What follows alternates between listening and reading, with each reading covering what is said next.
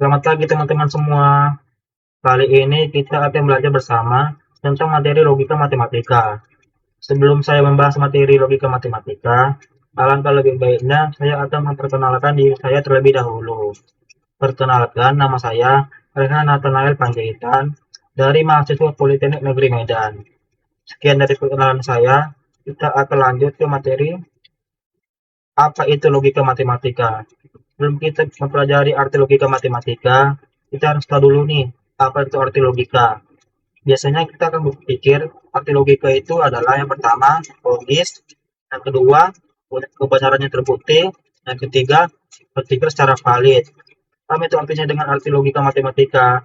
Di sini juga arti logika matematika adalah cara berpikir secara logis untuk menilai benar atau salahnya suatu pernyataan sehingga kita bisa menarik kesimpulan dengan alasan yang jelas. Selanjutnya kita akan membahas tentang pengertian argumen. Jadi pengertian argumen di logika matematika adalah susunan pernyataan yang dianggap berisi premis-premis sebagai dasar dan menghasilkan sebuah kesimpulan yang mengikuti premis tersebut. Argumen juga terdiri dari premis yang artinya pernyataan awal yang dianggap benar dan kesimpulan hasil dari premis-premis tersebut. Jadi untuk menentukan argumen kita harus butuh dua premis karena dari dua premis ini kita dapat menghasilkan kesimpulan. Oke, agar kita lebih memahami materi ini, kita akan membahas contoh di slide berikutnya. Contoh yang pertama, premis 1 mengatakan semua orang yang lapar butuh makan. Premis 2 mengatakan Adi sedang lapar. Jadi kita bisa buat kesimpulan karena Adi sedang lapar, jadi Adi butuh makan. Di sini kita memainkan logika kita ya. Contoh yang kedua, premis 1 mengatakan semua piring kotor harus dicuci. Premis 2, piring di meja kotor. Jadi karena piring di meja kotor, berarti piring di meja harus dicuci. Contoh yang ketiga, premis 1 mengatakan semua lampu yang rusak tidak bisa menyala. Premis 2, lampu kamar rusak.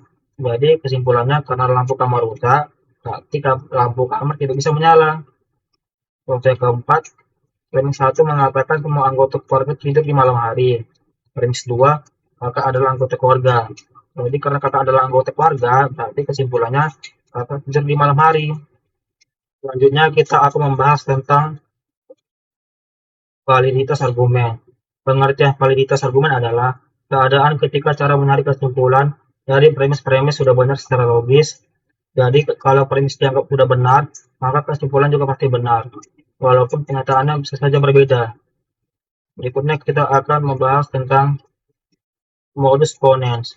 Pengertian modus ponens adalah bentuk penarikan kesimpulan di mana jika sebuah pernyataan bersyarat jika A maka B benar dan ternyata A memang terjadi, maka dapat dipastikan juga B terjadi.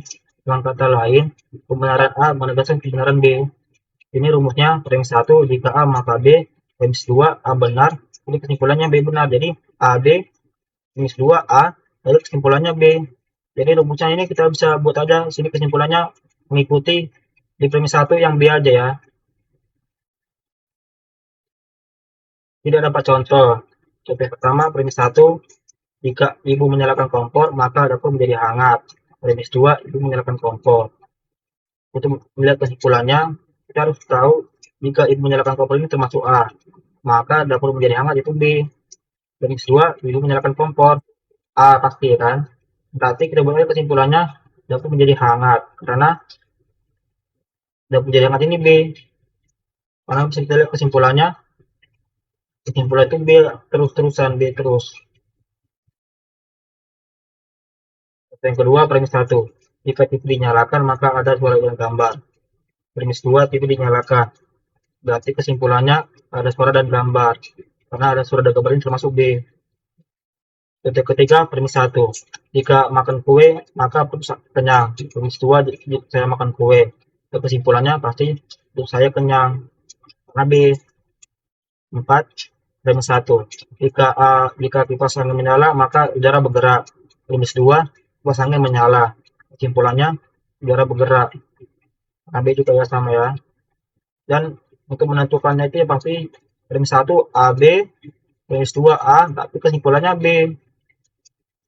Selanjutnya kita akan membahas tentang modus tollens. Pengertian modus tollens adalah Bentuk menarik kesimpulan di mana jika sebuah pernyataan bersyarat jika A maka B benar, namun B tidak terjadi, maka dapat dipastikan A juga tidak terjadi. Dengan kata lain, ketidakbenaran B membuktikan bahwa A juga salah. Ini rumusnya dibuat premis 1 jika A maka B, premis 2 pokoknya B salah, kesimpulannya A salah. Oke, kita lihat contohnya ya. Contohnya pertama, jika kompor dinyalakan maka api terlihat. Dan premis 2 mengatakan api tidak terlihat. Berarti kesimpulannya kompor tidak dinyalakan karena api tidak terlihat. Jadi kita bisa lihat di sini jika kompor dinyalakan A maka api terlihat B, ternyata api tidak terlihat rupanya B, kayak minus B lah. Jadi kesimpulannya berarti minus A, berarti kompor tidak dinyalakan. Jadi itu kebalikannya ya, kebalikan dari A yang enggak. Contoh yang kedua, premis 1 jika rice cooker menyala maka lampu indikator hidup. Premis 2 lampu indikator tidak hidup. Kesimpulan rice cooker tidak menyala karena lampu indikator tidak hidup. Contoh yang ketiga, premis 1 jika lampu kamar dinyalakan maka kamar terang. Premis 2 kamar tidak terang. Jadi kesimpulannya lampu kamar tidak dinyalakan karena lampu kamar tidak terang. Contoh yang keempat, premis 1 jika kipas menyala maka udara bergerak. Premis 2 udara tidak bergerak. Kesimpulannya kipas tidak menyala. Jadi kita bisa lihat aja untuk menentukan modulus ini mengikuti rumus ini aja. Rumus jika A, yang kedua B salah, kesimpulannya A salah. Oke, untuk materi selanjutnya kita akan membahas tentang silogisme. Silogisme adalah cara menarik kesimpulan dengan menghubungkan dua pernyataan yang ada, atau pernyataan bersifat umum atau premis mayor, satu lagi bersifat khusus atau premis minor. Dari dua premis ini kemudian dihasilkan sebuah kesimpulan yang logis. Untuk rumusnya, premis mayor semua A adalah B, premis minor C adalah A, kesimpulannya C adalah B. Intinya agar kita lebih memahami materi ini, kita akan membahas contoh di slide berikutnya. Di contoh yang pertama, semua makanan di kulkas harus disimpan rapat. Premis minor, kue ada di kulkas. Ini bisa kita lihat semua makanan di kulkas ini termasuk A. Yang itu harus disimpan rapat itu termasuk B. Dan kue ini termasuk C. Di kulkas ini termasuk A. Berarti A adalah B dan sini C adalah A. Dalam kesimpulannya C sesuai kesimpulan tadi dirumuskan kan C adalah B. Berarti ini kita buat C kue, lalu B sini dibuat harus disimpan rapat, berarti sini kue harus disimpan rapat, berarti C adalah B. Contoh yang kedua, premis mayor semua kasur dipakai untuk tidur. Premis minor semua kasur di kamar adik adalah kasur. Tapi kesimpulannya kasur di kamar adik barang ini C, ini juga C, samain lalu dipakai untuk tidur. Pakai tidur ini termasuk B karena terlihat premis mayor sini B. Lalu kesimpulannya dibikin waktu di kamar adik dipakai untuk tidur. Untuk contoh yang ketiga, premis mayor semua anduk dipakai untuk mengeringkan tubuh. Premis minor anduk di kamar mandi adalah anduk. Jadi kesimpulannya dibikin anduk di kamar mandi dipakai untuk mengeringkan tubuh. Sama ya, ini C dipakai untuk mengeringkan tubuh, B ini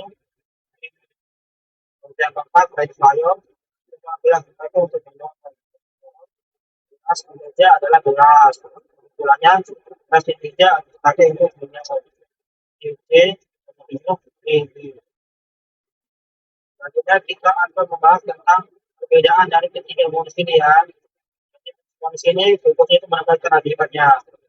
Jadi ini polanya ya. Jika A maka B, A benar, A B benar. Namanya digunakan untuk di awal A juga akibatnya itu. Dan itu menantu penyebab. Polanya jika A B itu salah, tapi A salah. Kenapa jika akibat A B tidak, jadi akibatnya A logisnya fokusnya menghubungkan premis umum dan premis khusus. Polanya itu semua A adalah B, C adalah A, maka C adalah B. Terangannya digunakan ketika ada pernyataan hukum atau premis mayor, lalu pernyataan ini atau premis minor. Untuk mencari kesimpulan yang logis. Oke, itu saja ya. Sekian dari pembelajaran hari ini. Jika ada kesalahan atau kata yang kurang jelas, mohon maaf. Sekian dan terima kasih. Diharapkan semua teman-teman pasti memahami materi yang saya sampaikan. Sekian dan terima kasih. Sampai jumpa kembali.